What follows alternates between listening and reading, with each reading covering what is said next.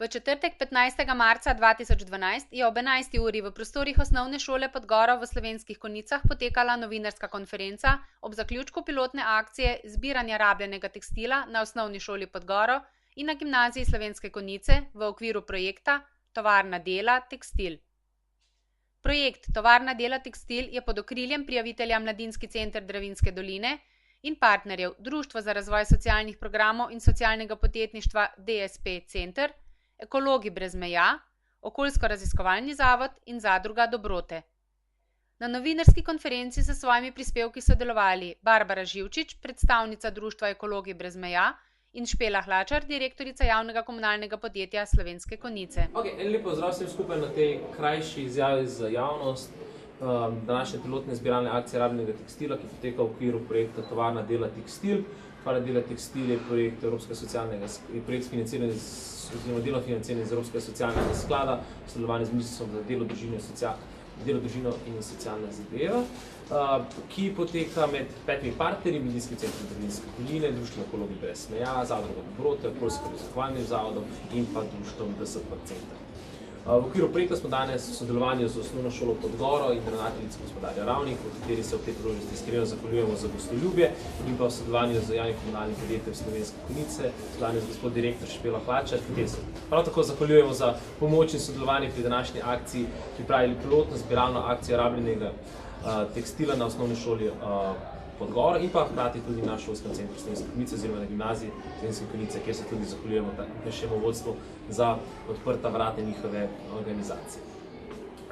V bistvu, na kratko vam bom kolegica iz Društva Ekologi brez meja razložila ekološki vidik naše zbiralne akcije in pa celotnega projekta, kasneje pa tudi kolegica iz Okoljsko-raziskovalnega zavoda. Tako da Barbara Živčič iz Društva Ekologi brez meja, beseda je tvoja, izvoli. Hvala, Virne. Jaz vas lepo pozdravljam vse skupaj. Na kratko bi povedala vsebino tega projekta Tovarna dela tekstil. Mi na tem projektu poskušamo pilotno vzpostaviti zbiralne sisteme zbiranja, kar pomeni, da poskušamo nekako najti najbolj primeren način, kako zbirati rabljen tekstil, ali je to prek zabojnikov ali prek zbiralnih akcij. V društvu izvajamo izmenjevalnice oblačil že od lanskega februarja.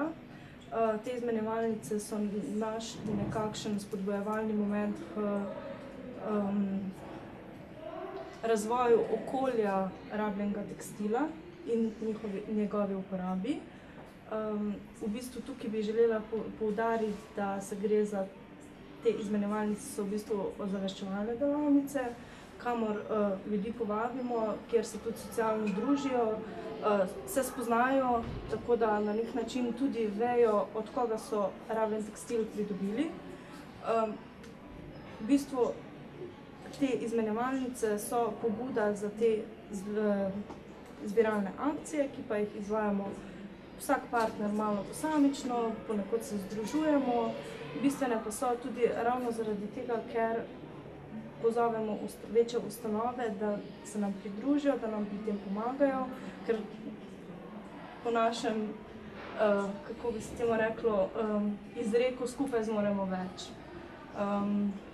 Zdaj, kar se tiče teh zbiralnih akcij, bi poudarila to, da sprejemamo vse vrste oblačil, obutev, tudi hišne tekstilje, torej pokrivala, pregrinjala, torej vse. Tudi čevlje zbiramo. Naš namen v tem trenutku je ta, da zberemo čim več tega rabljenega tekstila, vzpostavimo zbirne sisteme, ki so primerni za posamezno okolje, torej ali podeželje ali samo mesto, in pa da se nekako dolgoročno vzpostavijo zbirna mesta, kamor bodo ljudje lahko na dolgi rok v navadi lahko prinašali ta rabljen tekstil. Na drugi strani imamo skladišče, kjer bo ves ta zbran tekstil presortiran. Tam so zaposlene 3 delavke iz ranljive ciljne skupine. Potem bo del oblačil, ki je še primeren za nadaljnjo uporabo, bo romal v trgovino, ki je tudi ustanovljena v sklopu projekta. Drug del tekstila, ki je že mogoče malo zbledel ali pač neuporaben kot tak, bo šel v predelavo, kar pomeni ali v termoizolacijski material ali preprosto v krpe. Trudimo se zaposlovati ljudi, oziroma to je naš namen in cilj. Znotraj česa pa je, zaradi česar je pa tudi ta projekt socialno, finančno podprt. Pa to že deluje, to že delajo, že pripravljajo, že trgovina. Ja. Tako bom rekla, skladišče imamo v Dravogradu, pri partnerjih zadruga Dobrote zadruga, pardon, se upravičujem. Trgovino nekako koordinira. Trgovina je pa vzpostavljena na Poljanski v Ljubljani, ki jo koordinira partner 10%. Ja. In kakšen je obisk tam, kakšen so prijela? Ja. Oziroma, koliko časa je skupaj odprta? Ja, tako bom rekla, trgovina je odprta od 1. decembra. Zdaj december je mesec nakupovanj. Takrat je bilo kar nekaj obiska, zdaj v tem trenutku je veliko, V bistvu pri trgovini je tako, da vendarle ljudi navaditi na samo kulturo kupovanja rabljenih oblačil, ki v Sloveniji ni toliko prisotna, sploh v teh velikih marketinških, vseh teh naših velikih trgovskih centrih, ki so se zgradili in so zrasli na vsakem vogalu. Kultura kupovanja in tudi nošenja rabljenih oblačil ali pa predelanih oblačil še ni toliko razvita in to je tudi eden izmed namenov, ki jih imamo v okviru našega projekta, da tudi ljudi pominjamo, da ni potrebno vsake oblačila takoj zavreči in pa da tudi rabljeno oblačilo ni nujno, ne samo slabo, ampak da tudi ni nujno nekaj narobe, če nosiš rabljena oblačila. To je tako ekološko, tudi morda finančno za določene ciljne skupine sprejemljivo. Ja. Je pa to proces, ki traja. Naš projekt je šele približno na sredini in v okviru tega tudi želimo na dolgi rok oziroma vsaj na kratek rok zagotavljati čim večjo vzdržnost sistema, za katero upamo, da bomo v okviru projektov uspeli zagotoviti. Zbiralna mesta, jaz bi rekla, da v bistvu vsi, ki želijo na nek način donirati oziroma podpreti ta projekt, torej prinesti tekstil, ga lahko prinesejo na vse lokacije partnerjev, torej Dravograd, Ljubljana, Slovenske Konjice, sem vse pokrila, na lokacije partnerjev. To je en način, kadarkoli. Ko je recimo Mladinski center odprt, bi želeli biti, če ne ob 3 zjutraj v soboto, pa včasih tudi takrat odprt. Ob delovnikih torej. Drugače imamo vzpostavljeno zbirno mesto v Ljubljani, ki je odprto vsak dan na Trubarjevi 50. To zbirno mesto je odprto že od septembra naprej, tako da tam že so stvari utečene, ponavadi tudi ljudje kar prej pokličejo, tako da sploh ni problema. Imamo pa tudi izmenjevalnico oblačil vsako zadnjo sredo v mesecu, to so se ljudje tudi že dosti navadili, imamo že redne obiske. Tudi pri vas? Zadnjo sredo v mesecu, to imamo mi. Če lahko še pri tem dodam, v bistvu v okviru projekta tudi želimo vzpostaviti ta trajnostni način zbiranja teh in prav današnja zbiralna akcija je eden izmed teh pilotnih načinov, kako želimo v bistvu zagotoviti tako sodelovanje z gostiteljskimi organizacijami, v kateri se te ponovno zahvaljujem, vzpostaviti nek model, ki bi bil vzdržen in ki bi tudi lahko bil trajnostno naravnan. In današnja akcija je v bistvu ena tistih akcij, s katerimi malo testiramo teren, kakšen bi bil tak najbolj optimalen, najbolj cost-effective način zbiranja odpadnega oziroma rabljenega tekstila. Katja še iz okoljskega raziskovanja. Zajko. Se pravi, tudi naša vloga v projektu je nekako zbiranje in logistika tekstila. Mi pokrivamo področje občine Rogaška Slatina, občine Miklavž na Dravskem polju ter občine Oplotnica preko zbirnih centrov.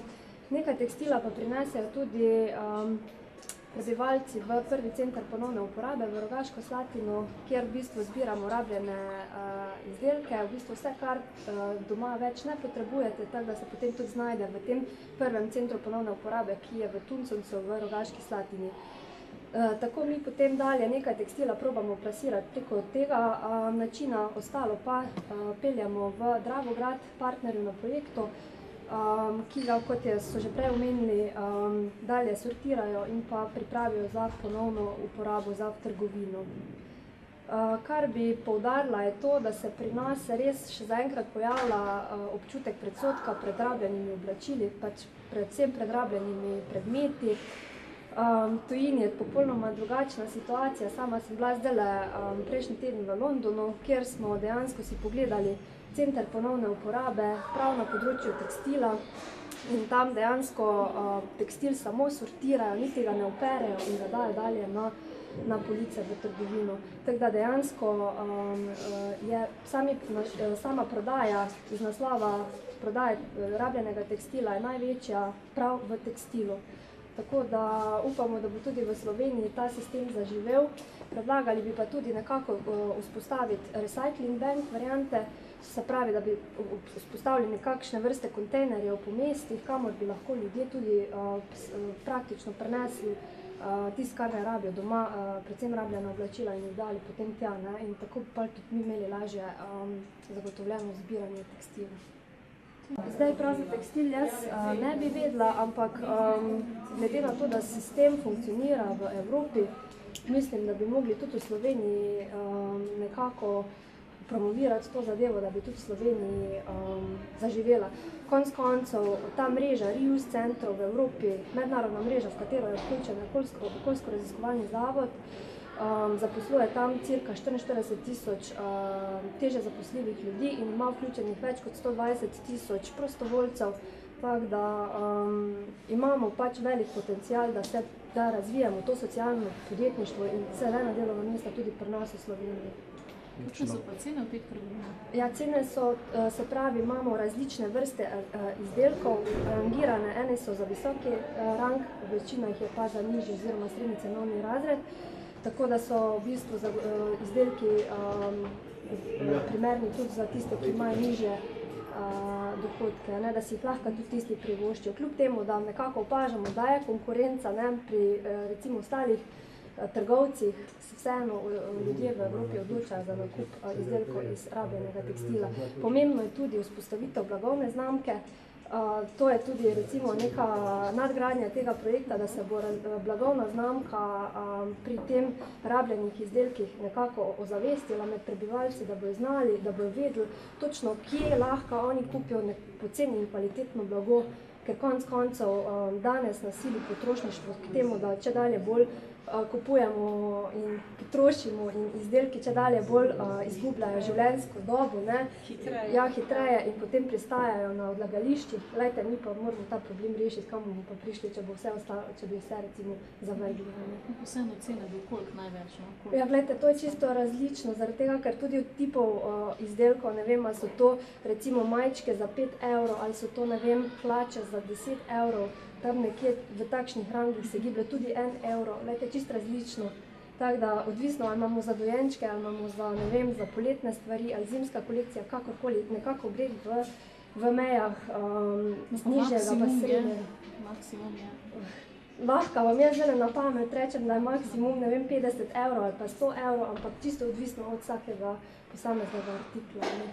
Ampak tangirajo pač nekje na srednji nižji ravni. Tudi moramo vedeti, da Evropa je drugače. Mislim, v Angliji je višji cenovni razred kot pa pri nas, tako da so tam cene tudi mogoče malo višje kot pa pri nas v Sloveniji. Še mogoče malo ta ekološki vidik, pomen mogoče tega, da ne kupimo vedno novega oblačila, ne, pa da mogoče malo bolj zaživijo ti second hand shopi. Oblačila so eden, no, mogoče ne glih največjih onesnaževalcev, ampak imajo pa kar 1%, ne? Ja, v bistvu je ta tekstilna industrija, pač to vemo, da vsako oblačilo je pobarvano, da se porabi veliko vode, odvisno ali je to sintetično vlakno, naravno vlakno, vzgoja bombaža, veste, da porabi veliko vode in že znotraj teh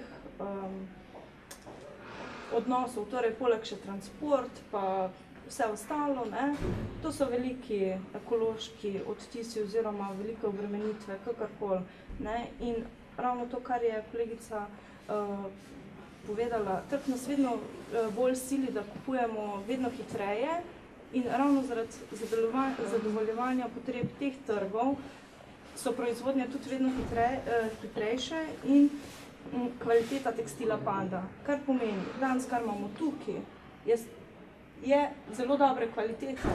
Ta tekstil je smiselno ponovno uporabiti ali v primarni obliki ali v spremenjeni obliki, to pomeni, da ga oblikovalec preoblikuje in ga ponovno da na tak trg. No? Zdaj za primerjavo, en navaden bombažni t-shirt, zdaj če prav ga potegnila ven, ok, rečemo, da je to t-shirt s kratkimi rokavi, 2700 litrov vode je potrebno za vzgojo bombaža za eno bombažno majico. 2700 litrov. To je zelo preveč. 2700 litrov vode za eno bombažno majico, vzgojo bombaža, ne.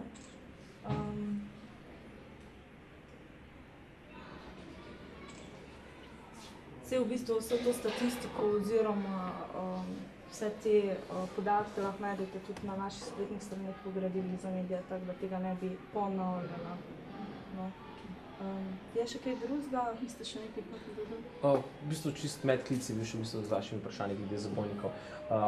Ti zabojniki so bili takrat postavljeni predvsem za humanitarne organizacije tipa Rdeči križ in Karitas. Ta projekt pa ni namenjen prvotno samo tem dejavnostim, ker pač Rdeči križ in Karitas ta dejavnost oziroma to že zelo močno podpirate oziroma že to močno izvajate, ampak gre predvsem za to, kot kolegice so povedali, pač o ponovni uporabi trajnostnega sistema in pa v bistvu ekološko ravnanje z tekstilom kot takšnega. Kljub temu pa ima to humanitarno oziroma družbeno odgovorno vlogo, ki pa jo poudarjamo predvsem preko zaposlovanja ranljivih skupin, o kateri smo rekli, se pravi starejših delavk, predvsem konkretno na Koroškem, ker so velike izgube v bistvu na trgu dela kot posledica propada nekdanjega giganta Breventa in pa najbolj perečega problema v Evropi danes na trgu zaposlovanja oziroma enega največjih pa zaposlovanje mladih. In prav mlade poskušamo usposobiti oziroma usposabljamo za delovanje v naši trgovini z second hand oblačili. V bistvu tukaj je ta model, o katerem govorimo.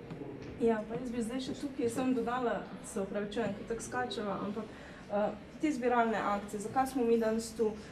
Človek, ki pride, hoče vedeti, komu je dal tekstil, se hoče pogovoriti. Ta socialni moment je zelo pomemben v vsakem primeru. In zakaj zbiralne akcije znotraj ali pa, ko je odzunaj toplo, da se družimo, da se spoznamo, da vemo, od koga je kaj prišlo, ker najlažje je iti v trgovino pa kupiti oblačilo, ki ti dejansko nič ne pomeni. Neko oblačilo ima pa že zgodbo lahko, ki jo človek, ki ti da to oblačilo, še podpre s tem. Tako da, tudi to je zelo pomembno, no. Jaz bi sem še to dodala. Družbena odgovornost je zelo pomemben aspekt našega projekta in ga s njimi želimo tudi ne samo provirati, ampak tudi implementirati v naš vsakdanji življenje. Čisto za zaključek, potem pa še možno z vaše vprašanje, bi se ob tem ponovno rad zahvalil našim partnerjem pri projektu, našim zunanjim sodelavcem na Jan Komunali in pa na obeh šolah. In bi izkoristil to priložnost, da še povabim vse ostale zainteresirane partnerje, tako fizične osebe, pravne osebe, druge organizacije, ki bi želeli priskočiti na pomoč, ki bi radi pomagali izboljšati naš jutri, da se obrne na nas preko naše spletne strani v Tovarna dela tekstil oziroma tdtekstil.si in pa preko posameznih partnerjev, kateri so bili že v začetku našteti. To je vse z naše strani.